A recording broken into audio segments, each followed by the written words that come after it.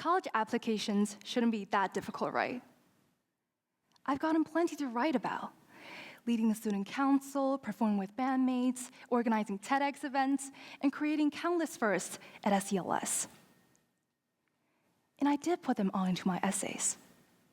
Back in October, I believe those drafts were perfect. College applications aren't that difficult. But not too difficult until I received my first letter of deferral. And I began rereading all my drafts over and over again.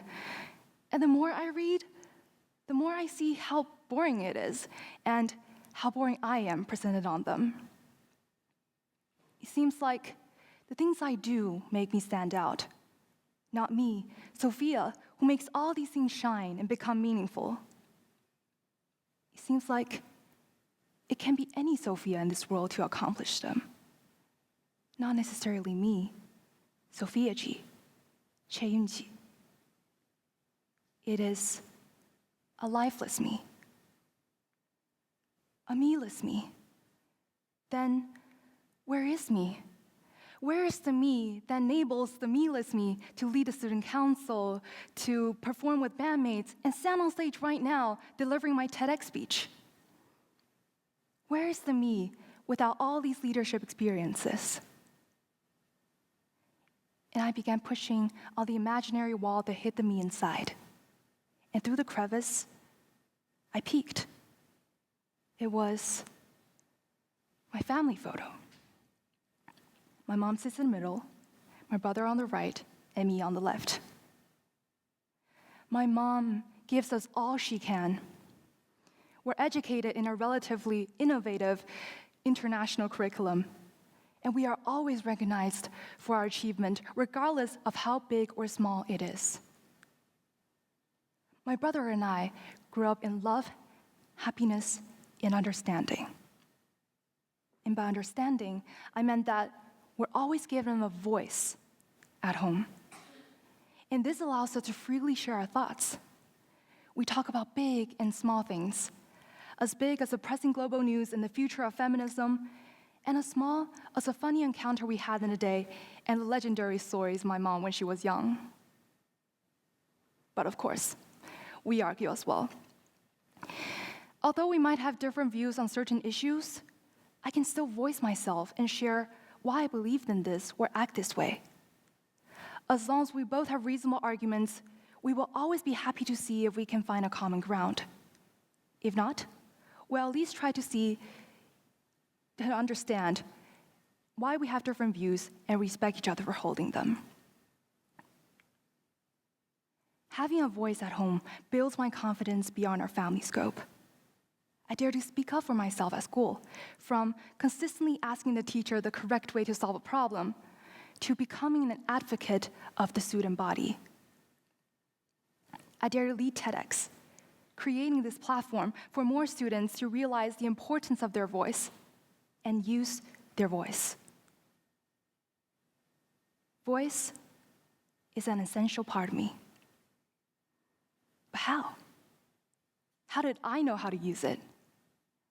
I looked around to the other side of the wall, and I peeked again. It was a pin I got from Mrs. Spinola and Mrs. G as a Women's Day gift that says, "She believed she could, so she did."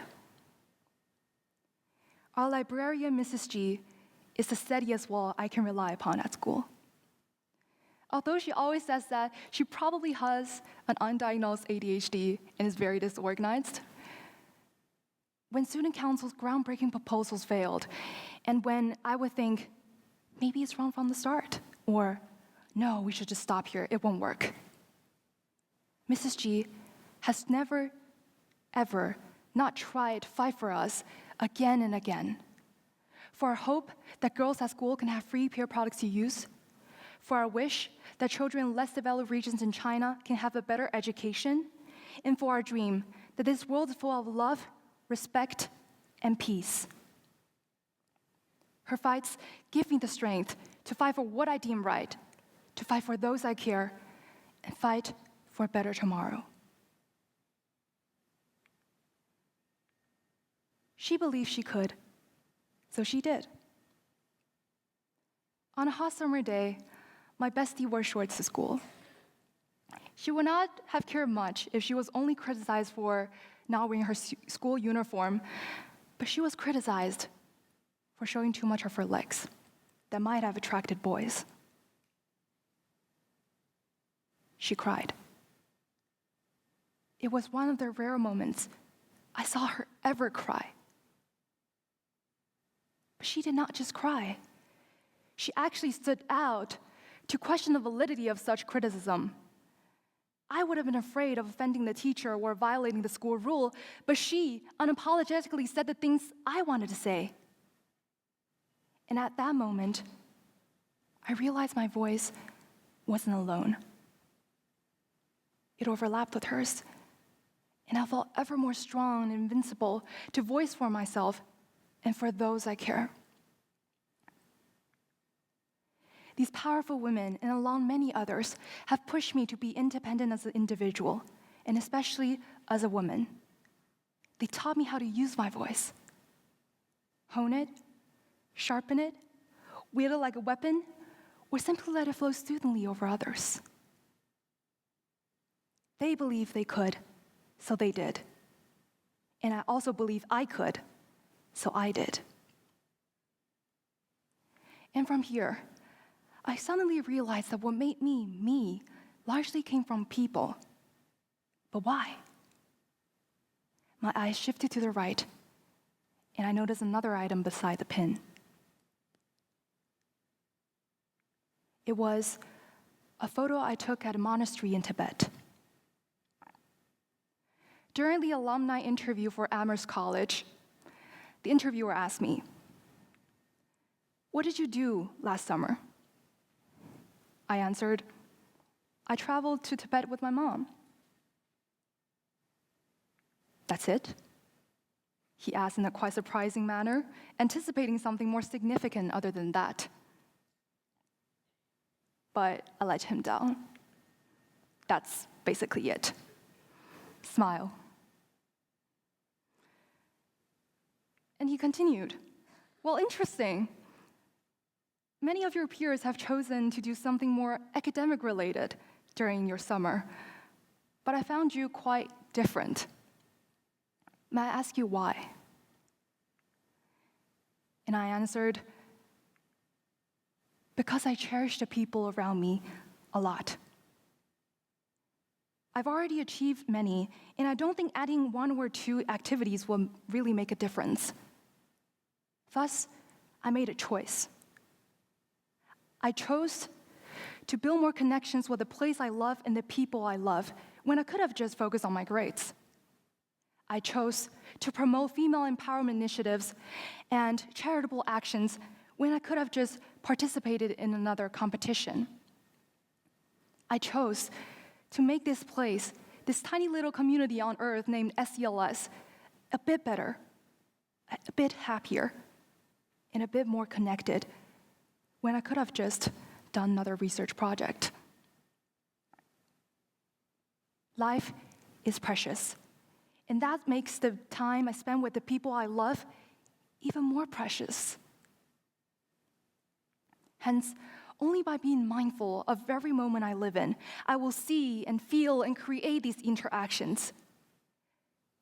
My achievements will gradually fade away in time, but the intimate relationship I've established, the non-practical lessons I learned, and the support I gained will sustain long after the project is ended. They will become the moments I recall now and in the future that construct who I am and who I will be. Maybe that's what moved the interviewer after all. Maybe that's what made the me-ful me shine through. The walls have fallen. The me is exposed. Though I'm deconstructing my motives behind the gleaming achievements, I'm actually reconstructing a different angle of viewing and knowing myself. I finally found what I value: voice, independence, and mindfulness. Looking forward, I'm about to leave the place I'm calling home for the past 18 years and embark on a journey of unknown. I wouldn't be able to carry the achievements with me because nobody will know me. It will be a brand new environment that is totally different from the small, tight-knit community here at SELS. However, now with my values, they will continue to propel me to be myself. They will continue to propel me to assist in improving my community, just like how I've done here at SELS. They will continue to remind me to not just be the me-less me, but the me-full me who consciously knows who I am and is ready for any challenges waiting ahead. And at the very end, I would like to sing a song that invites me on this journey of reflection. I hope you'll enjoy Both Sides Now.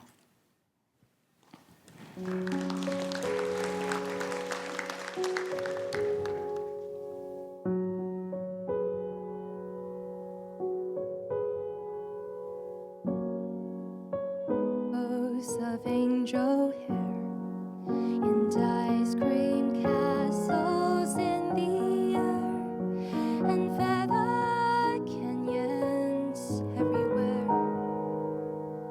I've looked at clouds that way, but now they only block the sun. They rain and snow on everyone. So many things I would have done, but clouds got in my way. I looked at clouds from both sides now, from up and down, and still somehow it's cloud illusions I recall. I really don't know clouds at all. Tears and dreams and fairy tales to say I love you right out loud. Dreams and schemes and circus crowds. I've looked at life that way. And now we're friends, they're acting strange.